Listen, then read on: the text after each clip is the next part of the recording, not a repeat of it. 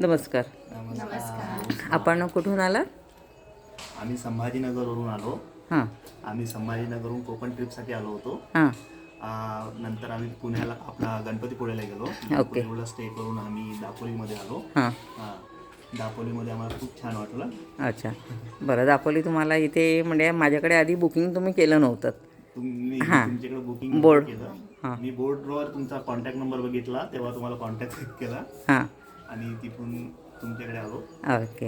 इथे येऊन मस्त थंडावा वाटला. हां, म्हणजे अजूनही थंड आहे. वातावरण मस्त थंड आहे. ओके, म्हणजे तेच इतर जे बघणारे असतील त्यांनाही कळलं पाहिजे की मुंबई पुण्यामध्ये 40पर्यंत तापमान गेलं आहे, तरी दापोलीचं अजून 26 वर आहे 26 वर्षे सध्या.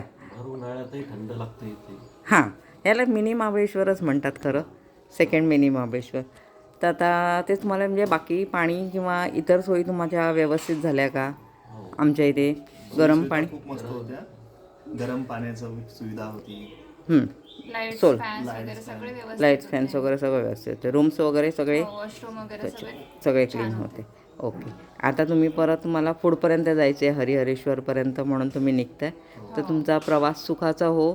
आणि जसे आता आलात तर तुम्ही मी सजेस्ट करेन कोकण पिकनिक करता तुम्ही, पण कोकणमध्ये नुसतं ट्रॅव्हलिंग जास्त करता.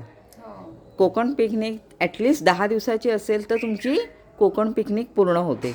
म्हणजे प्रत्येक ठिकाणची जी स्थळं आहेत, तुम्ही प्रवासासाठी एवढा खर्च करता की नाही, तर तुम्ही 2-2 दिवस जर प्रत्येक ठिकाणी काढले तर ती स्थळं बघून होतात. म्हणजे तुम्हाला तर कसं माहिती आहे, ती धावती व्हिजिट देतो ना, तसा प्रकार होतो.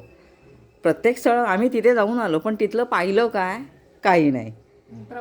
प्रवासात जास्त वेळ जातो. तुम्हाला सजेस्ट करेन, परत कधी येणार असाल तर नक्की आमची आठवण ठेवा. आणि तुमचे कोणी रिलेटिव्स कोणी येणारे असतील तर त्यांनाही आमच्याकडून आमंत्रण द्या. ओके, धन्यवाद.